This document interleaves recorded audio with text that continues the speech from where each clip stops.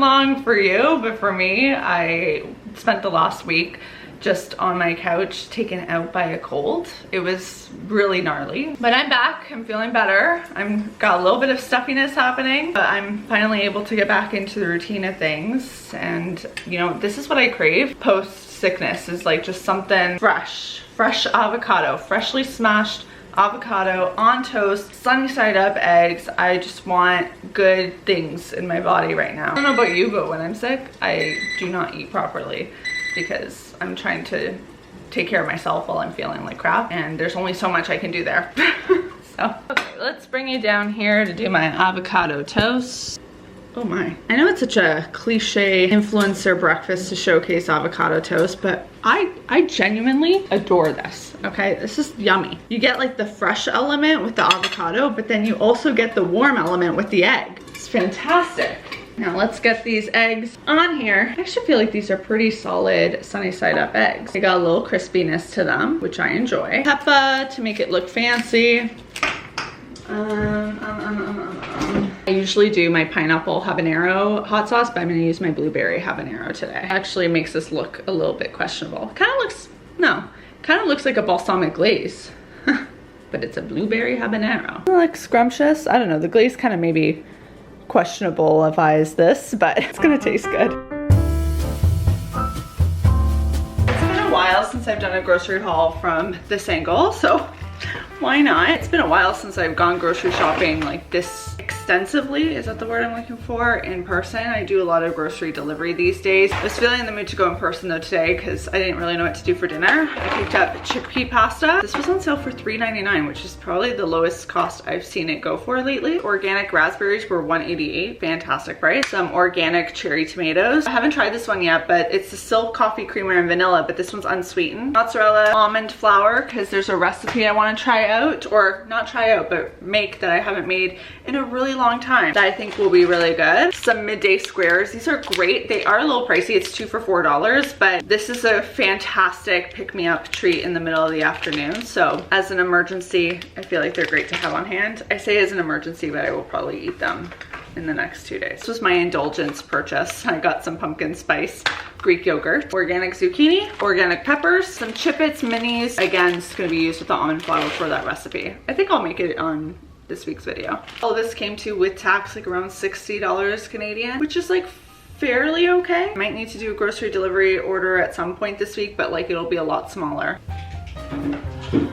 Oh my gosh, there's stuff everywhere. Okay, let me turn this off.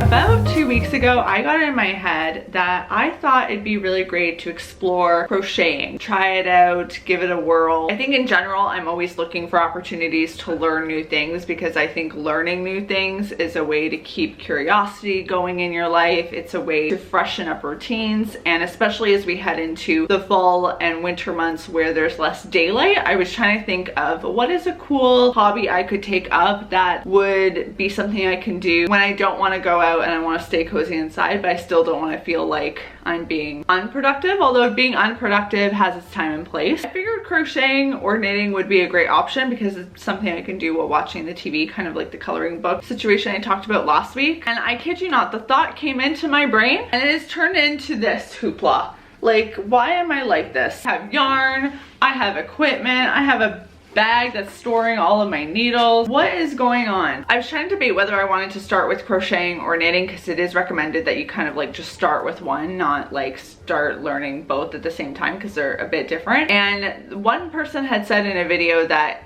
think about the one that you have more of a connection to. Crocheting is something that both of my grandmothers have done. My maternal and my paternal grandmother both had crocheting in their history. There's a lot of ties, emotional ties to crocheting, and I have like memories of crocheting happening around me, so I figured that'd be a good place to start. And normal people would probably think, you know, let me crochet a blanket, let me crochet a square, and I did start in that land to learn like a basic crochet. I decided quickly that my first project was not going to be anything like that. It was going to be a crochet chicken. I saw this clip on TikTok and immediately was like, yes, That's what I want to make. And last night I finally cracked it. I made a crochet chicken. Look at that. I mean, that's pretty impressive for my first ever crochet project. A week ago, I did not know how to crochet anything, and now I have a little chicken that's made by me. So before I got into the chicken, I learned first how to do a slip knot, and then I learned how to do a single crochet, and that was like my basic. So I just tried practicing that to get the technique down with my hands, the placement of my hands, and just getting used to those movements. And then when I found out that I wanted the chicken, I bought the creator's pattern that she had on Etsy. I'll have it linked down below. And based on the instructions, I learned each new concept I didn't understand. So a lot of this is just single crocheting, but there was terms like increasing, decreasing, making a magic circle that I had never made before or I had never done before. So then I would watch YouTube videos about those specific stitches. So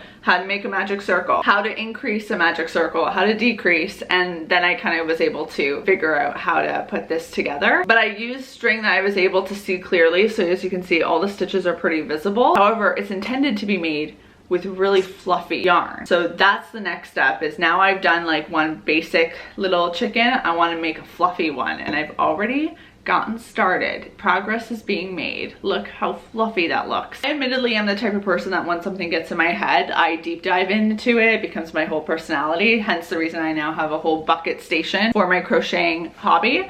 That is, like I said, super fresh, but you wouldn't know it because I've really established territory here. To get started in crocheting, it actually doesn't have to be a super expensive entry point. The yarn I'm using for this body here is from Amazon. I'll have it linked below. I think I got 3 rolls of yarn for under $20 Canadian. I got these stitch markers from Amazon. They were pretty inexpensive. That just helps you keep track of where you are in your project. Needed some needles. Really, the only other thing I needed was a set of crochet hooks. So I just got a value pack that had all the different sizes so that I can pretty much tackle any project I desire. And I've just been keeping track in a Notion of like what video I used to learn how to do a slip knot, what video I used for a magic circle, just in case I need to go back and re-teach myself in case like I take a break from crocheting. I finished this at 12:30 last night, and the pure joy I got from it, like there's something so cool about making something with your hands like this. So it's got me spiraling for other projects, but the excitement that I have been feeling towards this just reminds me of like how important it is to keep challenging yourself and explore new things, be open to trying new things, because I suck at crocheting. Like I am not good.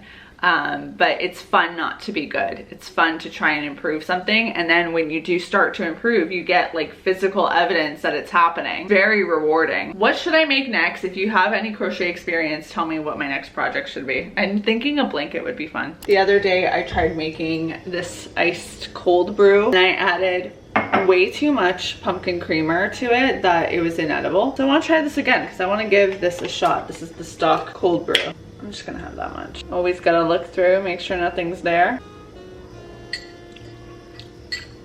It's flavorful. Now I'm gonna add the coffee enhancer pumpkin spice latte, and we are gonna go very conservative. It doesn't look as light as I kind of typically opt for with coffee, but that is sweet enough. I've gotten in my head that I'm going to turn my pizza tonight into a ghost. Okay? If you're intrigued, I am as well. So let's see what happens here. Key here is to make a ghost shape. So I need to make something that's long. It's giving ghost, right? I don't think I know what a ghost looks like. It's kind of looking like a speech bubble, I'm not gonna lie. I should have just made a circle pizza. Adding pesto to pizza is probably my new favorite thing. If I can actually open the pesto. A little dollop there, a little dollop there, a little dollop there. Dollop, dollop. I'm not sure if it really looks like a ghost, but I made an attempt.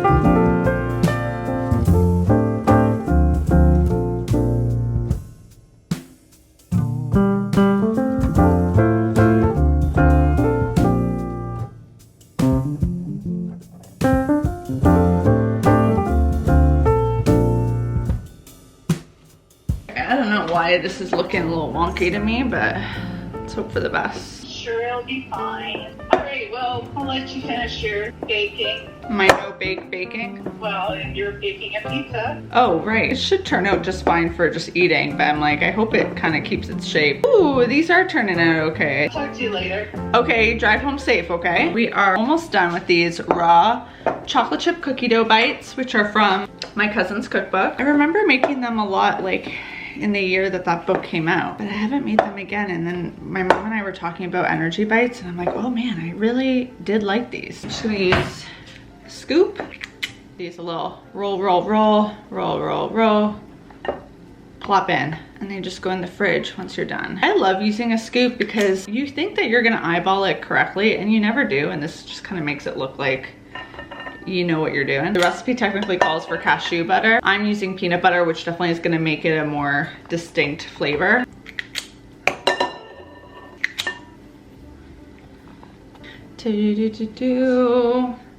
I was also doing a nice phone call with my mom. My mom typically always calls on her drive home from work, so I get to hear all the stuff from her day. My gosh, I'm just gonna try and capture as much of this as possible. So how many did we make? 2, 4, 6, 8, 10. Oh my gosh, it says it makes 10 bites. There you go. Please appreciate my ghost pizza. I'm really leaning on these pesto eyeballs to give it the ghost vibe. But I think it kind of has ghost-like qualities to it. Either that or speech bubble vibes. But either way, it's gonna taste good. So this is dinner tonight. How are we? Good question. Yeah. When you see this, do you see a ghost? Yeah, the 2 little pesto eyeballs. It helps, the pesto eyeballs, right? Pesto eyeballs helped. If it wasn't for the pesto eyeballs, I'd say it's a little blondish. It looks kind of like a speech bubble. Sure. Yeah, no, I get that.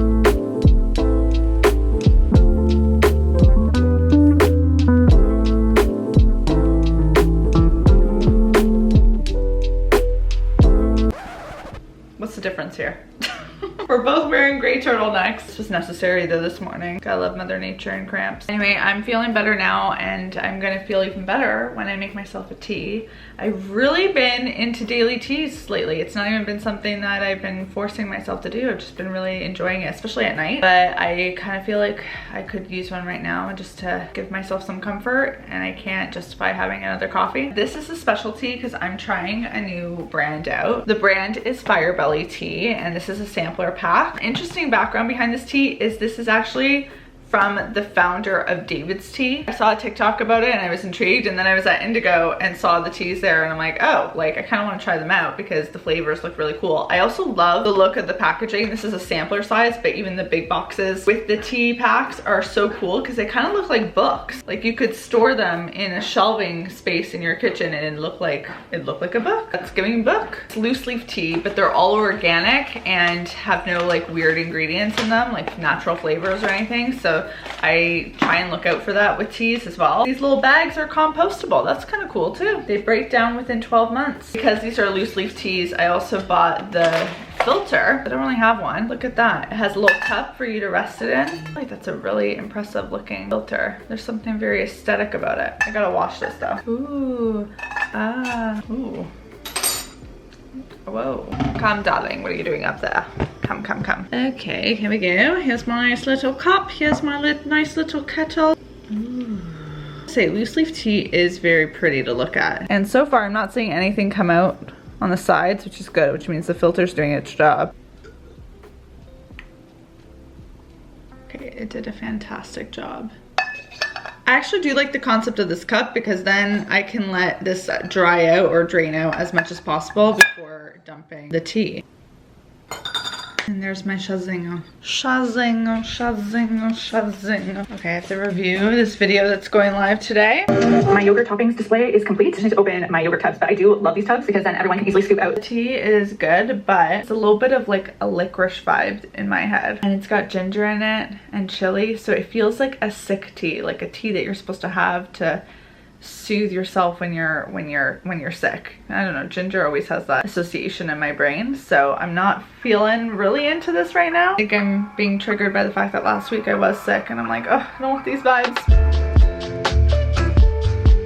There has been an update since I made this little chicken. I made this on Tuesday, and after making this I realized I needed to work on fixing this part, and I also wanted to use my good fluffy yarn because this one isn't as like squishy and cuddly, and that resulted in this guy, which I was so pleased by this one because this type of yarn is a little bit harder to work with and follow along where your stitches are, so I was really proud that I was able to complete the project. But again, like I needed to improve my sewing, my attaching two different pieces of crochet together, but I adore this little fella over here. He's just so squishy and the perfect hand holding size. Since I had done this with my gray yarn, I wanted to try the white yarn. It's the equivalent, but just a different color. And I made this guy, who, as you can tell, is much taller than this one over here. So I definitely miscounted some stitches or something because I don't know how this happened, but he's cute. He's a little bit firmer, not as like squish. And this is where I actually started to get a really clean sew, attaching sew. Very pleased. And on the same day, I whipped up another one in the gray stitching, and this one is definitely the most perfect stitching technique that I did because I looked up a YouTube video on how to properly attach things, and what do you know?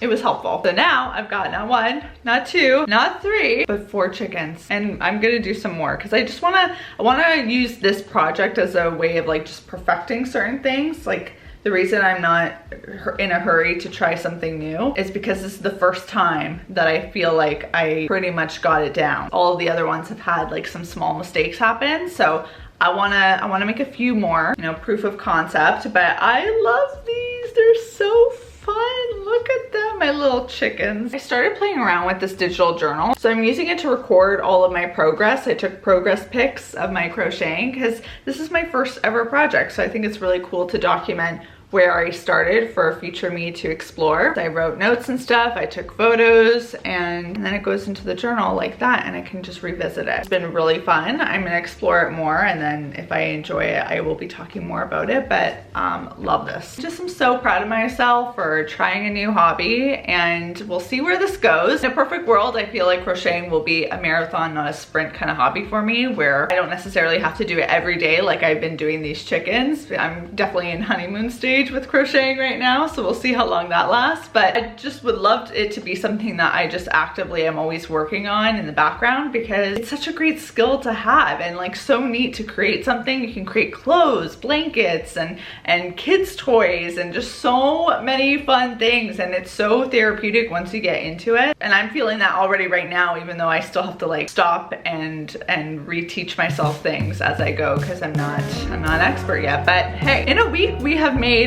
progress. To start from here, or to start from nowhere and then to end up here, I'm pretty proud.